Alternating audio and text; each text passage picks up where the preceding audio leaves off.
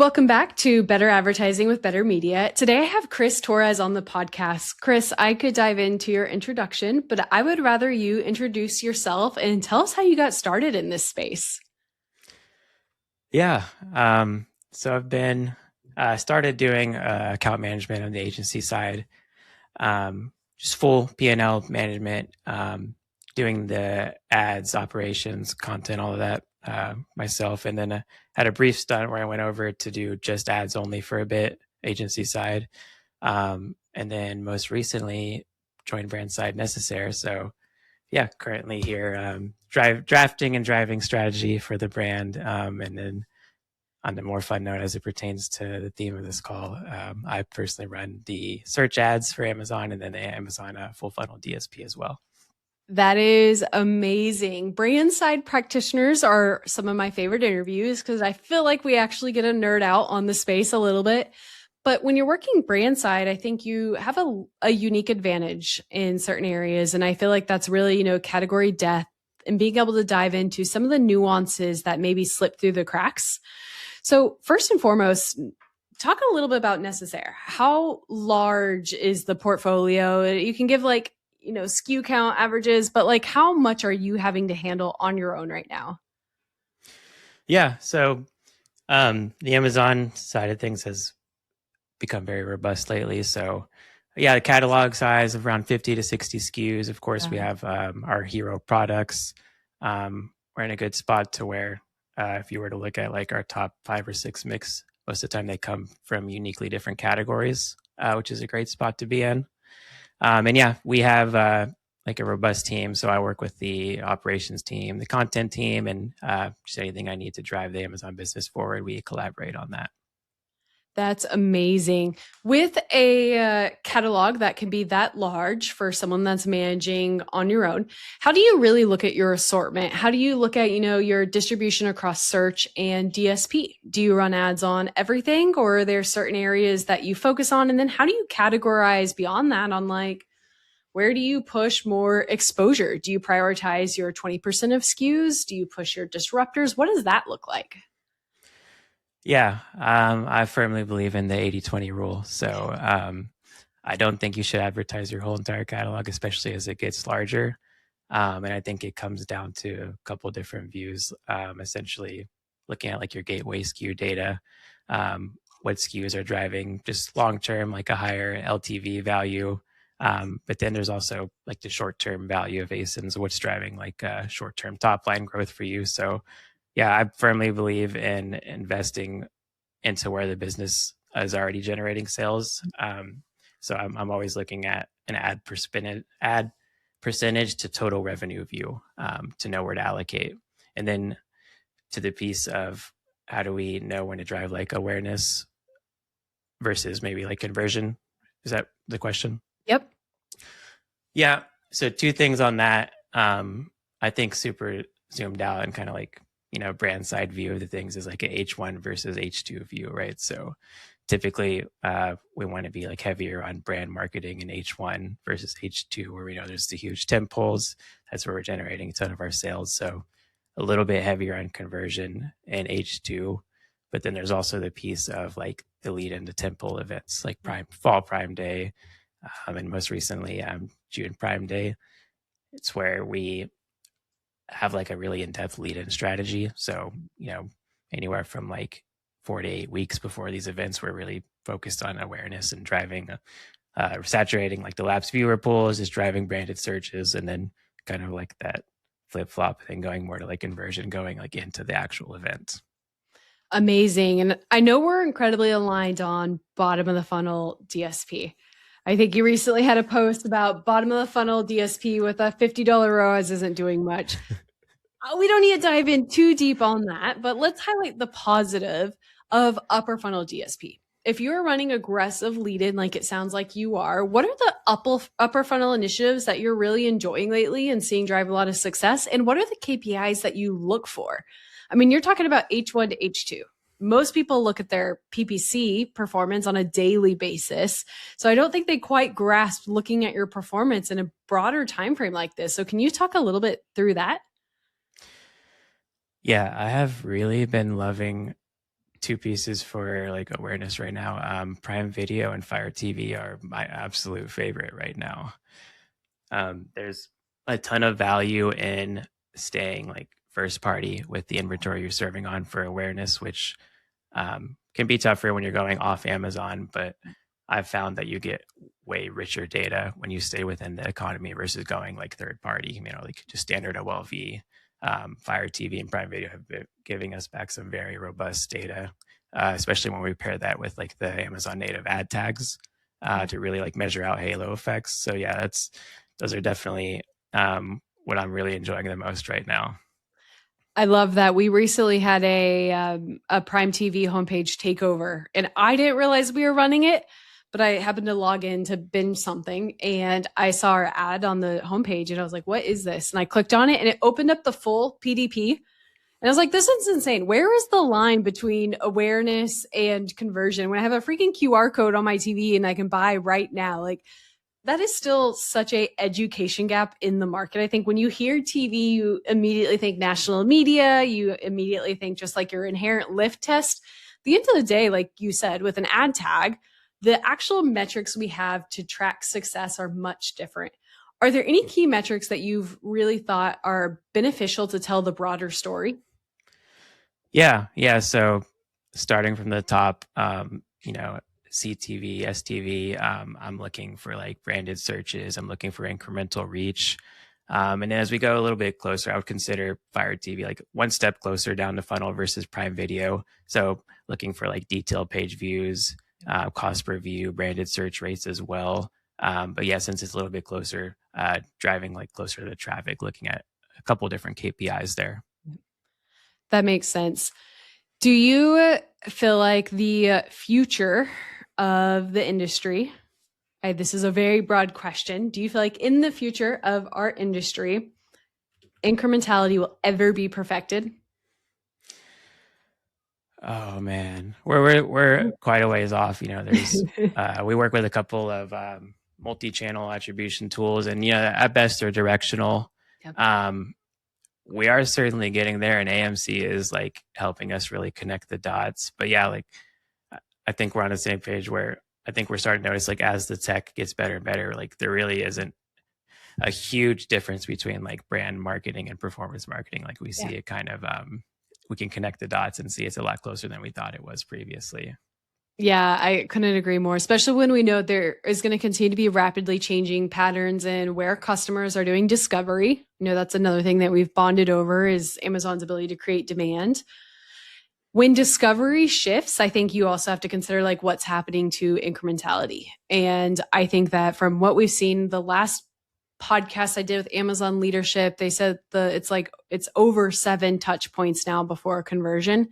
When you consider those touch points can be across TikTok, across Instagram, across Facebook, across in person, like it gets a little bit hectic. So is there anything that you really like to look at when you're looking at Amazon specifically to delineate what is actually incremental to your brand?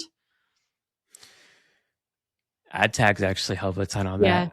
Sound like I'm plugging ad tags, but I think one of the huge unlocks for us is when you have those implemented on, let's say, your Shopify, you can actually negate like Shopify purchasers if you're trying to reach net new audiences, which, a lot of times they'll buy first on D2C, then repeat on Amazon.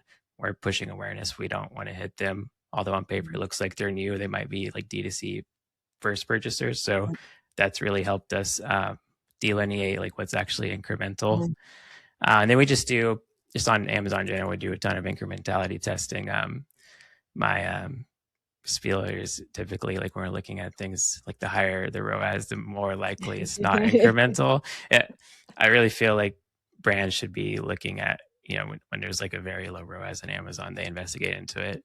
The same thing should happen on the inverse when there's a very high ROAS on ROAS. They should look into it the same way, because my thing is like incrementality doesn't come gift wrapped in this like $6 plus ROAS, which a lot of brands think is doing something, but in a lot of cases it isn't. I couldn't agree more, especially when you layer in the aspect of, where your branded searches are being driven from. I just got off another podcast, and one of the conversations that we were having is a lot of brands will see that they have a 10 ROAS and they'll be like, okay, let's pull all of our budgets from Meta ads and Google and put them into Amazon where our ROAS is exceptional. And then what happens, that ROAS flips. And what they didn't realize is their ROAS was being inflated by branded searches that were driven from off-platform advertising. Like, the ecosystem is connected, whether or not we have the full data behind it because of privacy issues. Like, we know, everyone knows how my grandma shops is in a connected ecosystem across platforms. So yes, I'm sure others do as well. Yeah, and it affects all channels. You know, when I run Prime Video ads, we have a Sephora business, we have a Shopify. Someone, for example, if they see my Prime Video and then they go into Sephora, they're more likely to convert. It's a familiar face now all of a sudden. So it's like these kind of builds where it's like awareness driven really do help on an omni-channel level. And I really think that is the difference between like these smart forward looking brands and the brands that are going to be more stagnant or just not have as explosive growth. Yeah, could not agree more. What all are you doing on the AMC front? Is there anything particular you're diving into and with either audiences or analytics that you've found to be incredibly beneficial? I love that question because my favorite thing about AMC is that it's as valuable as how creative you are on it. So it's like a sandbox where like the brands that are super creative, they're the ones coming ahead. Right now, I am absolutely in love with the subscriptions that are free right now till the end of the year. Yes, Retail Insights and FSI and like AR, Amazon yes. Retail something. Yeah, it's huge unlocks. Like, because previously we have to do like third-party scrapes to get like LTV data, repeat purchase data on like a total view. Yeah. Before, without the subscriptions, AMC was only giving like the paid piece to it. Yeah. So the huge unlocks is finding out, like I mentioned, gateway SKUs. What are the SKUs that are bringing in the most net new customers? And then you can actually follow them around to their purchases across the whole catalog and the brand. So you could back into like the LTV. That's one piece, is like this holistic data. The other piece is like your typical, like path to purchase, but not.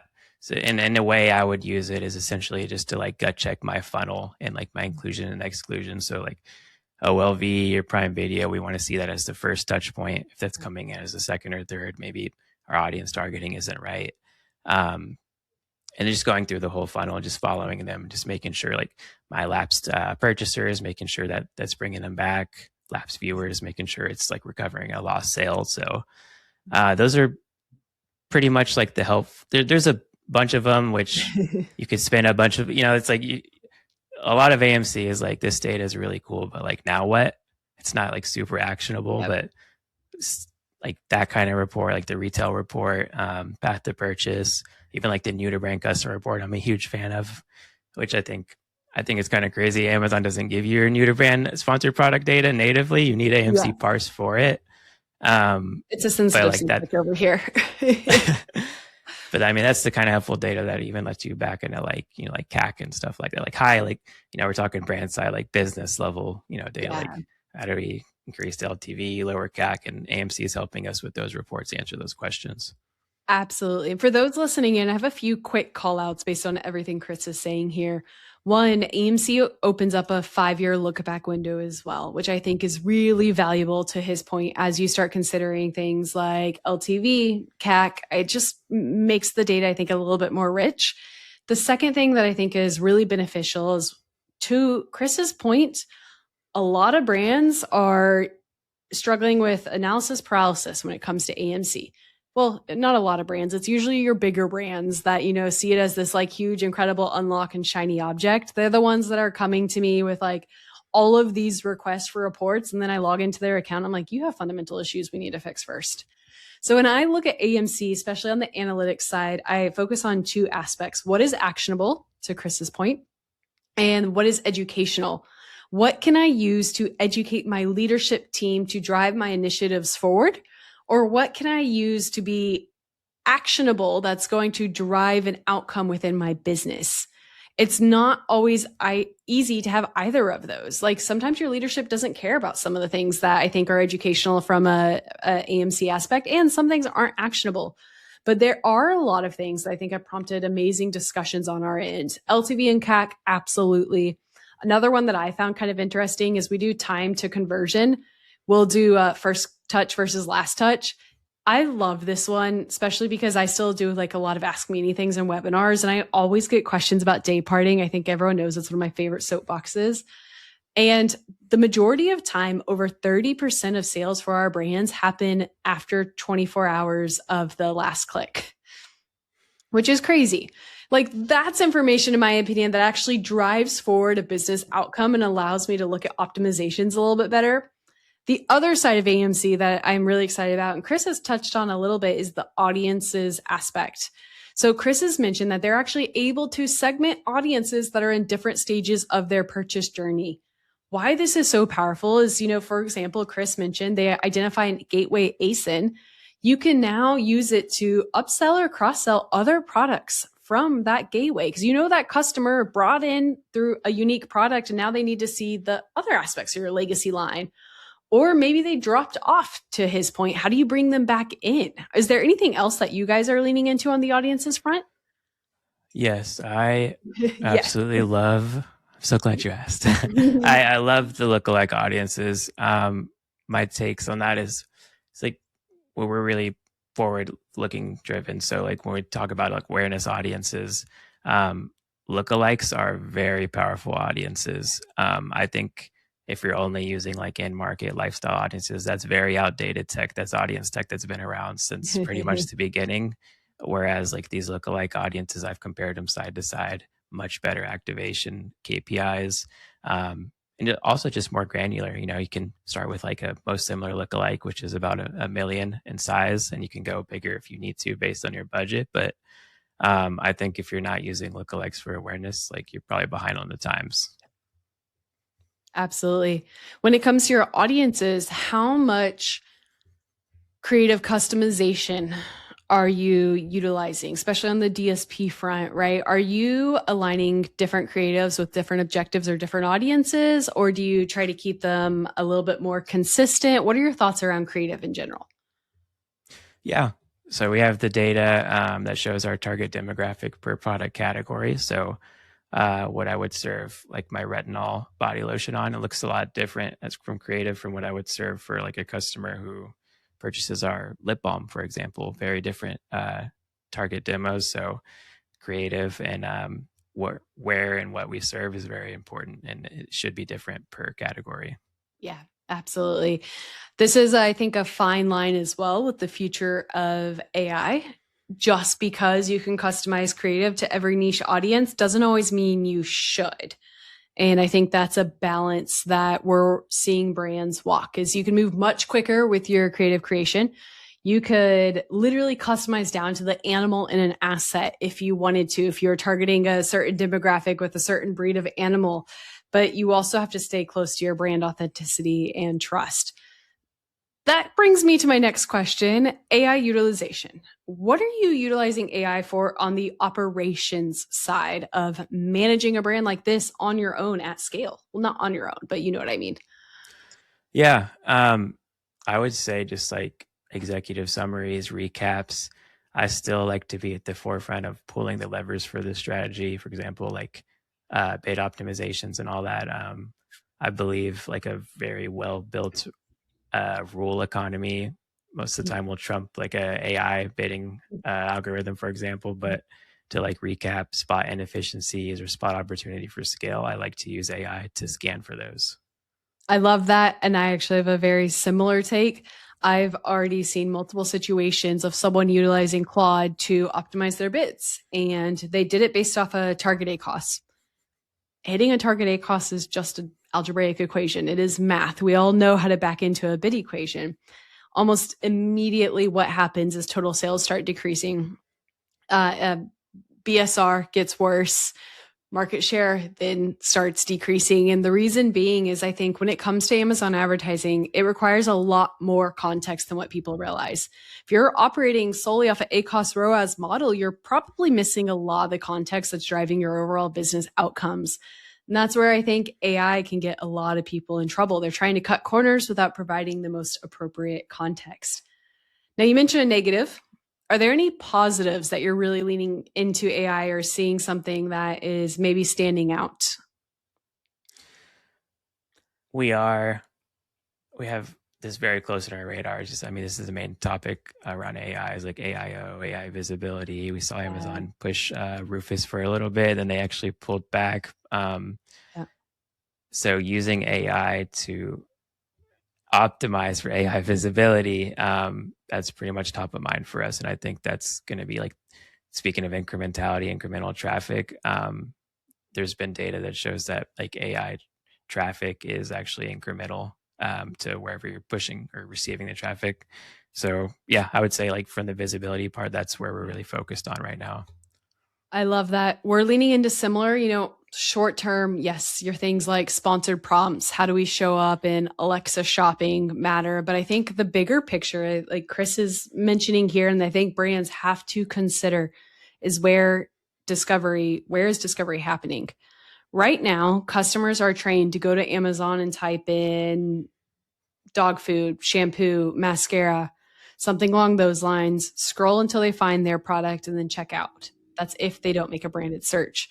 What we're seeing is just this inherent shift that people are no longer going to Amazon. Well, the data is argued because right now we're actually not seeing a huge shift in search trends. But what I'm expecting is because consumers are being trained to utilize their own AI models, they're going to start trusting them more and more to drive some of that discovery for them. So the question then becomes not how do I show up in the top 10 of Amazon, but how do I show up in the top 10 of ChatGPT or Claude? And I think at the end of the day, it's again going back to that frame of how are these context models being built? It's scraping the internet, it's product reviews. And that's, I think, where you're at a competitive advantage at a brand of your size. I think it can really be a big opportunity because you typically have more context on social. But I think that's where things like working with affiliates and building a brand off Amazon is going to become exceptionally more important. Yeah, that's my saying. The best way to win on Amazon is to have people looking for you already, to be winning off Amazon. So that's it's how you continue to feed the flywheel. 100%. We're loving actually TikTok Shop lately. I fully believe in it as like a product discovery tool. People search it the same way they would search Google, and I mean, customers are going to buy where they want to. So it's more about just meeting them where they are, right? So although like on TikTok Shop, we might drive either ads to TikTok Shop or we might just drive general ads to like Shopify. You're going to see that halo anywhere regardless. So yeah, I think it's important just to meet the customers where they're at.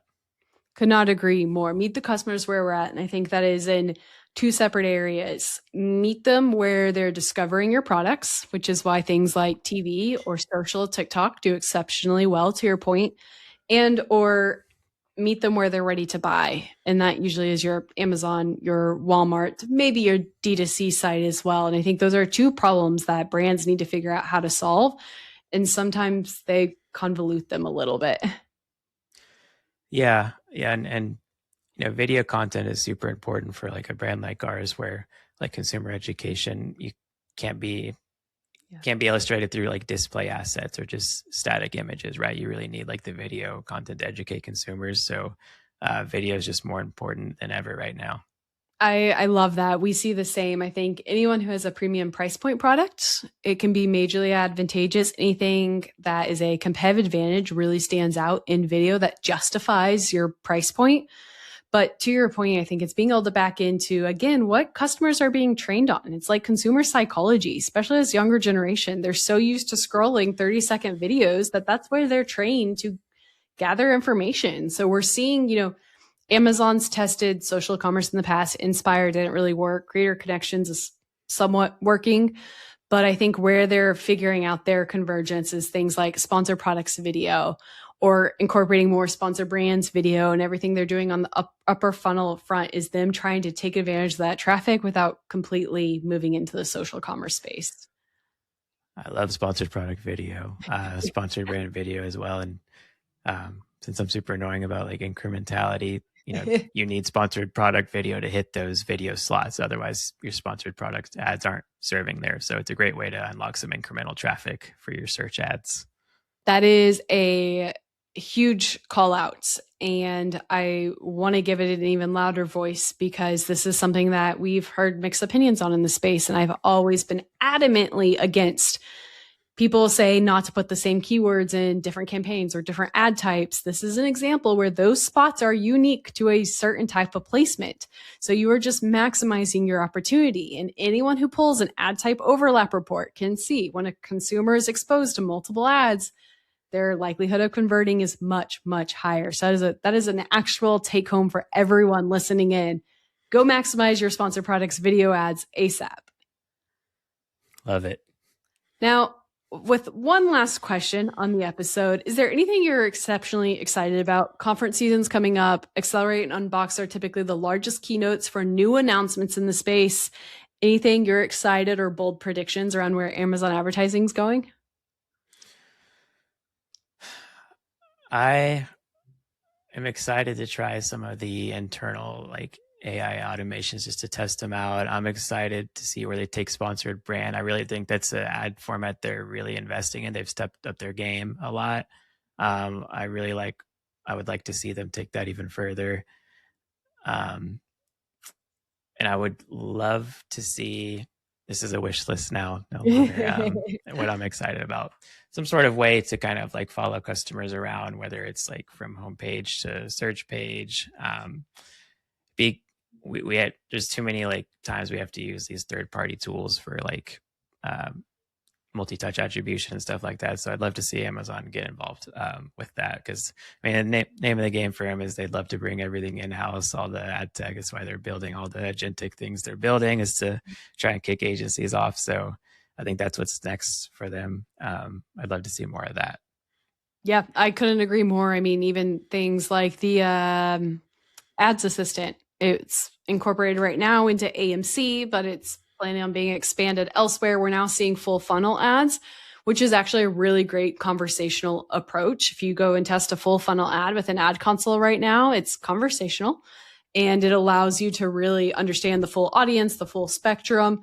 To your point, it's, democratizing advertising expertise and allowing you to have the tools as a brand to utilize these things on your own, which is always going to be a great benefit for the right brand. Yep, totally. Yeah. Well, this was a fantastic conversation. If anyone listening in is interested in reaching out to Chris, do you want to tell everyone where they can potentially find you? Yes, on LinkedIn, Chris Torres. You can also look up Nécessaire. We are on Amazon. We are our Shopify, so our D2C, and then we're also in Sephora. So try us out. Let me know what you think. Go and make some purchases. Pretty confident this would be an incremental audience for Chris. So that would be a great check in his box. And Chris, thank you so much for joining us today. Thank you.